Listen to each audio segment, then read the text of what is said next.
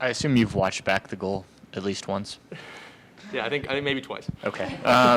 Just what's your reaction? I mean, Caleb was talking about just now about the way you were able to roll, and a lot of guys take a touch there and whatnot. Just what was your reaction to not only kind of the moment of the goal, but seeing it back and seeing how you handled what could have been you could have done a lot of different things on that play.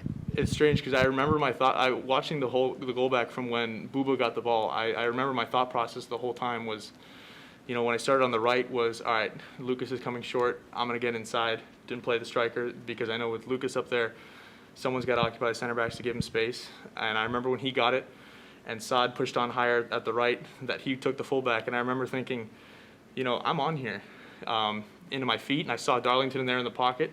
And just as Lucas played me around the corner, I kind of took a peek, and I saw the center back that was a little bit out of position. I just remember thinking, wow, here's don't know why he's doing that. Here's my chance, And Lucas played a perfectly weighted ball, and I don't know if he expected me to turn or not, but it just kind of happened that way. And I remember being one-on-one with Kenneth Vermeer, who I've watched play for the last 10 years of my life in Feyenoord and Ajax and things like that. And it's almost a surreal moment for a young player who's, really kind of stepping up to a bigger stage than I've ever played on.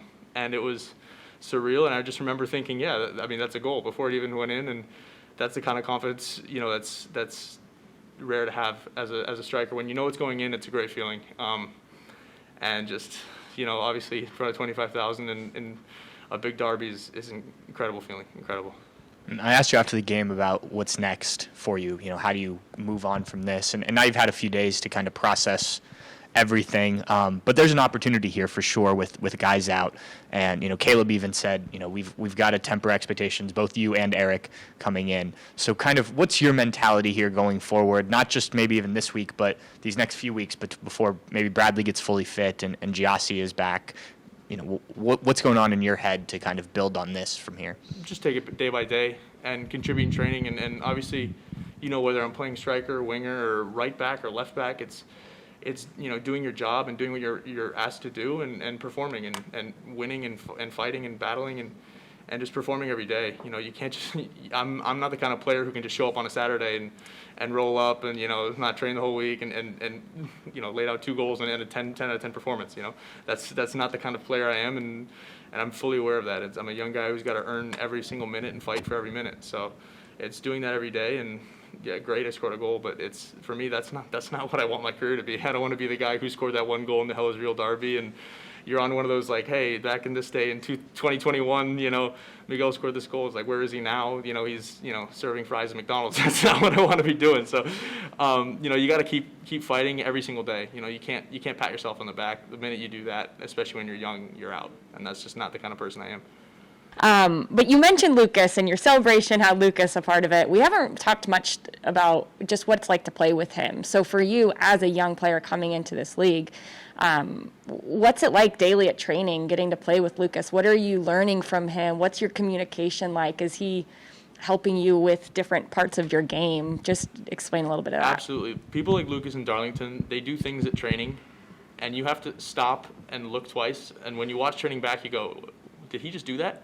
It's something out of a video game. And both of those guys are incredible footballers, incredible people.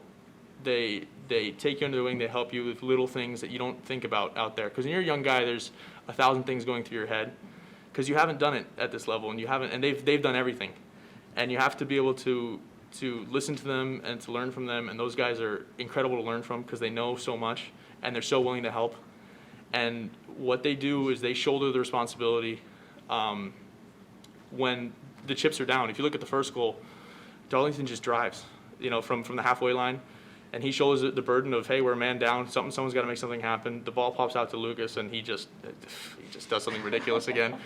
And the second goal again. Lucas is dribbling alone for 6-7 seconds. They shoulder the responsibility that the game brings, and they carry the team and help the team, and they push me forward, and that's incredible. And hopefully we can push them forward as well in the moments they need it. But those guys really help the team in every way. And there's more than just them. Of course, there's more than just them. And talk about Pedro Santos playing left back, and just shutting out, everyone down there when the game called for it. Those guys really take responsibility and help the teams and help the young guys like me who need it. So it's great for them.